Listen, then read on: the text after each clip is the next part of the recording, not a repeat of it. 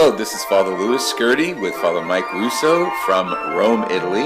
Actually, I'm here in the United States, and we are communicating via Skype on Friends of the Word.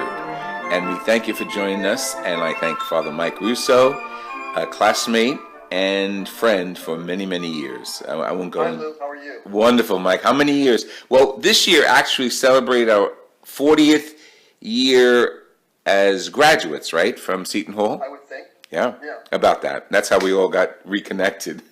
Sure. I recently had a few interviews with Bob Schecker and Vinnie McMahon and a few others. So Bill Reed, remember? Wow, sure. So And we actually, in some ways, we are carrying out what we kind of learned as younger people. I've been teaching this version of my religion, media, and culture class since 1979. whoa. You know, going back a long time, and I'm doing it here in Rome, and I'm having a great opportunity doing it. That's wonderful. I think we were spoiled. We got ordained at the right time. I really enjoyed my whole ministry and the influence of our theologian professors during those years at seminary and Seton Hall. Yeah, I think if anything, we were kind of activists. Yes. And in different ways. I mean, liberal, conservative, whatever, but with this new pope, or our current pope, Pope Francis, he is kind of an activist. He leaves today for Poland and for the World Youth Day, and there's a lot of energy involved in doing that, and it's on such a large scale. I know a number of the journalists who are actually going on the trip, and I've been talking to them for the past week, and they're getting ready for the weekend in Krakow. Okay, just to put this in perspective as for our viewers, today we are taping this, and it's the Feast of St. Anne and Joachim, July 26th. Our audience will see this much later in the month or in the following month, but that's why I wanted to just mention that. And by the time they see this, Krakow and the World Youth Day will have been celebrated. But since you mentioned Pope Francis, I want you to refer to your site, The Francis Factor. Tell us a little more about that. FrancisFactor.com is my way of getting to parishioners, to friends, much like your website. But I do more writing and try to write as much as I can.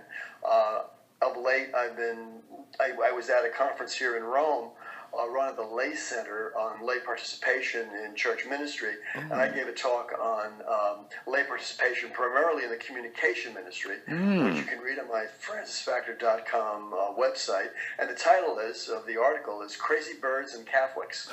And I kind of talk about the whole issue of quite frankly, the communication ministry of the church is primarily lay run. Although we have certain individuals who might be spokespeople, but many of them are laymen and women. And Greg Burke was recently named the new press secretary to the Pope, and he's a layman from the United States. Excellent, excellent.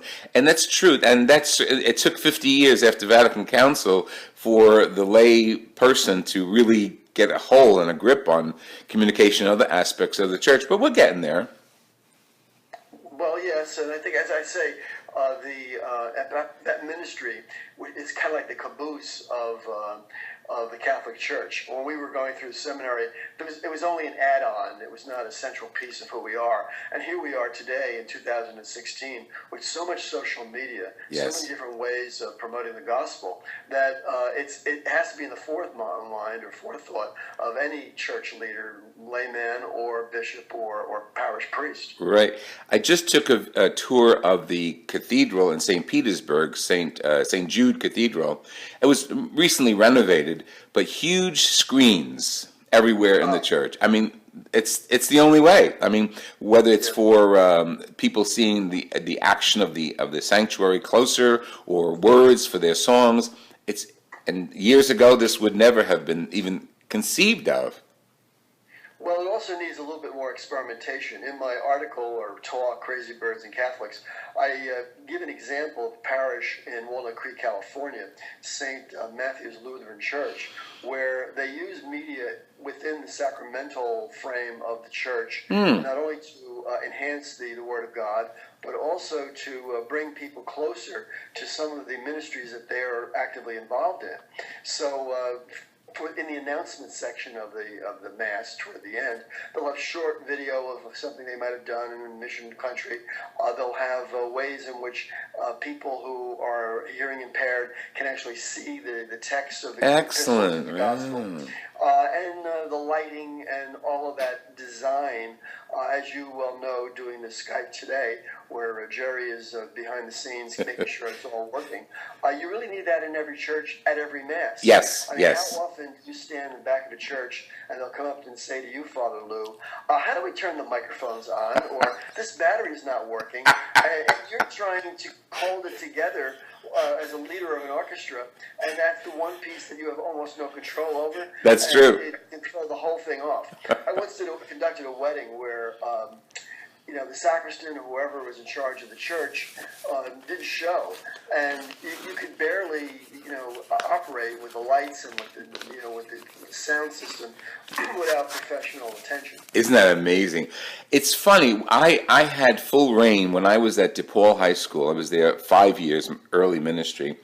Full reign of anything to do liturgically, religiously, because I was head of the religious studies department. And all of our liturgies had media, slides.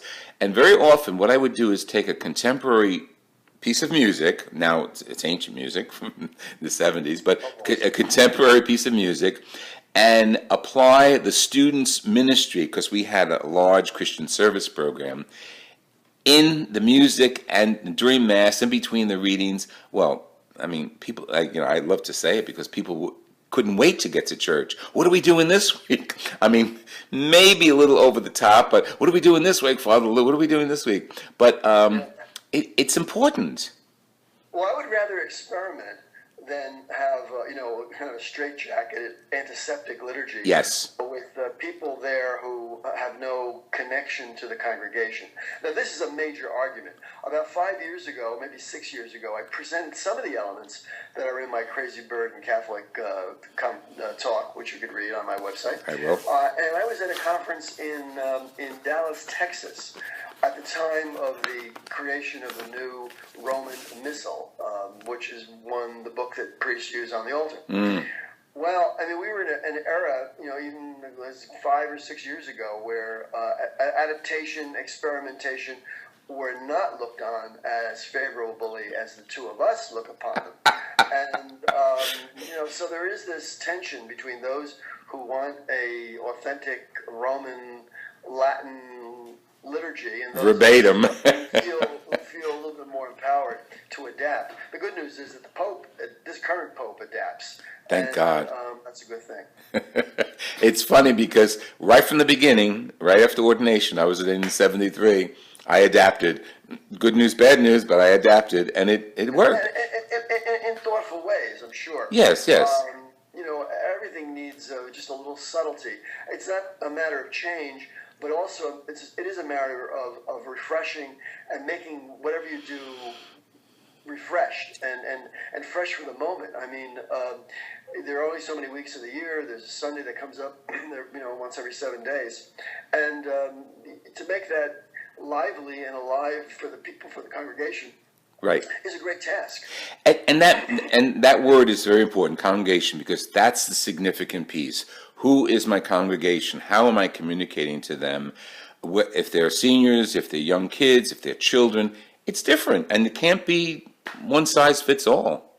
Well, as you well know, in the past month here in Rome, Cardinal Sarah, who is the head of the Congregation for Liturgy, has made a public statement that we should go back to the older form of the wall. Your back is to the wall. Oh, your back is to the people, and it sparked a controversy which will not be settled because there are several elements within the church who want a more traditional mass, and good for them, but don't impose it upon the rest of us. Exactly. That's.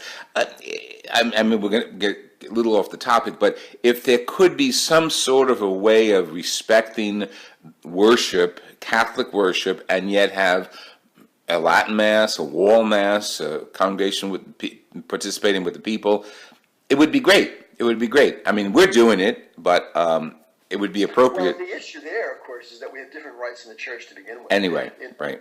And no better place place than Pattersonton, New Jersey, as I remember it, Yes. where you had different rites of the Roman Catholic Church, but you had Catholics from coming from different geographical areas. Now I think in terms of rites, that is how you translate your core communitarian beliefs into worship, requires adaptation and the ability to address the people that are really there, and with the hope of bringing more people there. Right. That's interesting. When I want to refer back to my recent past when I was at William Patterson University. After we had constructed the chapel, one of my goals was to expose our students to as many kinds of liturgy as possible. So we would have one Sunday, we would have like a gospel choir. Another Sunday, we would have the Ukrainian community come, and they would sing most of the Mass in the other rite. And we celebrated diversity, and for them it was educational as well as worshipful. That was a great experience. I'm sure it was, for sure. Yeah. So in my course here at Loyola, I do this religion, media, and culture class. It's really based on the idea that we live in a modern church. Mm-hmm. And what are the ingredients of that? And I look at things like leadership. I look at leadership, evangelization, the global conflict between Christianity or among Christianity in various parts of the globe, and last but not least, the problem of God, and going back to our encounter through the arts, different ways in which we see the religious and the spiritual. So I am able to use film. I'm able to use the wonderful documents that Pope Francis has come up with, The Joy of the Gospel, Laudato Si, and his more recent encyclical on love. Who are your students? Are they typical college kids? Primarily from Chicago, and I have a class of 11 students, all women, and they are interesting. Students and science students and students who are here in Rome for about 8 weeks.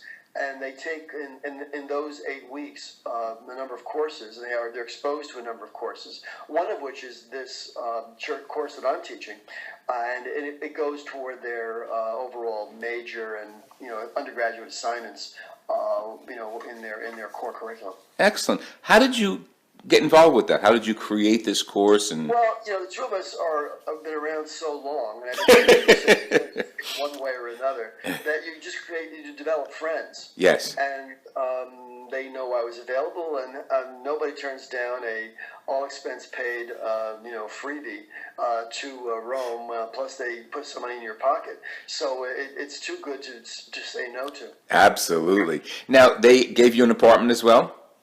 Yeah, they have in this particular on this campus, the Jesuit community here has a kind of an upstairs suite of rooms, primarily for their Jesuit priests who visit, but also for their lay men and women who come here even with families, who, in order for them to really make it worthwhile financially and what have you, they would bring, a teacher and bring the family in for a certain period while the teacher or professor is doing their work downstairs in the classrooms. Excellent, excellent. Now, how did you get involved with Loyola?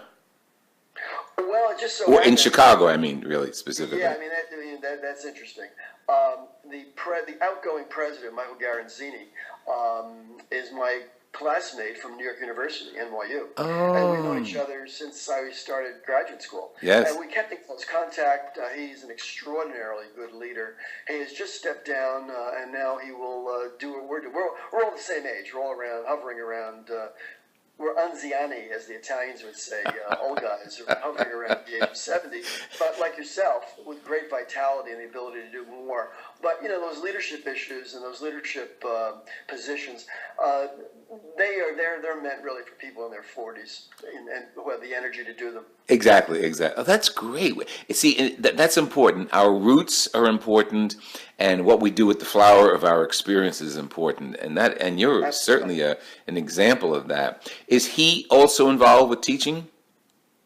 Well, right now he's busy working for the school here at the Loyola, but he's also the head of higher education for the Jesuit order worldwide. Whoa. So he's working on a major project for the General Superior here in Rome, where they're trying to connect all 170 Jesuit universities and colleges and places of higher learning around the world.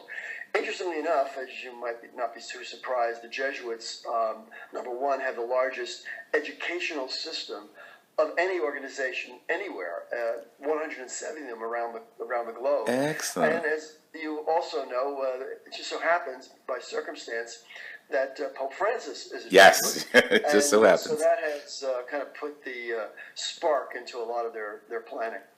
I taught part-time at St. Peter's presently St. Peter's University, then college, in Jersey City. And that's where John, who's the third foot of the triumvirate who travels together, our three friends, he's faculty member and chair of the Fine Arts Department.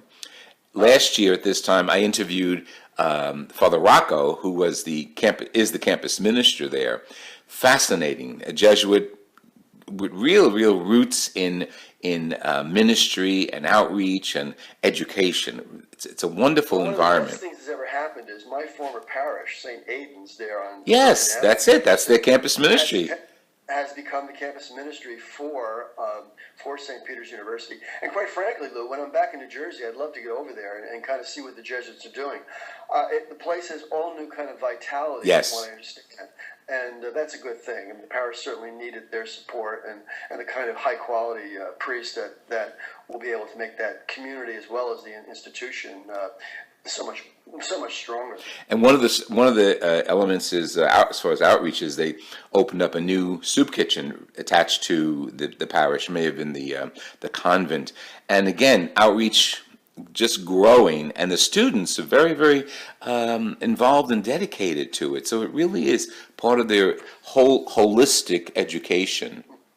Well, one of the interesting things that Michael Garanzini and others here are doing, because there are 170 institutions of higher learning around the world, right now we've had a group of almost 20 Spanish students from various Jesuit colleges around in Spain. And by golly, they are the most wonderful young men and women.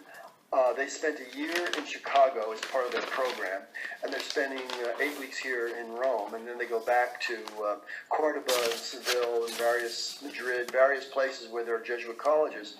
And they are very impressive young people of the highest quality and caliber, whose English is maybe better than mine, and whose ability to be global citizens is pretty obvious to me. And I think they are a model for what this institution wants to do with itself over the next so many years. Excellent. I was in Spain maybe a year ago, 2 years ago. And again, the church is very vital there. It really is, again, woven into the fabric of the community.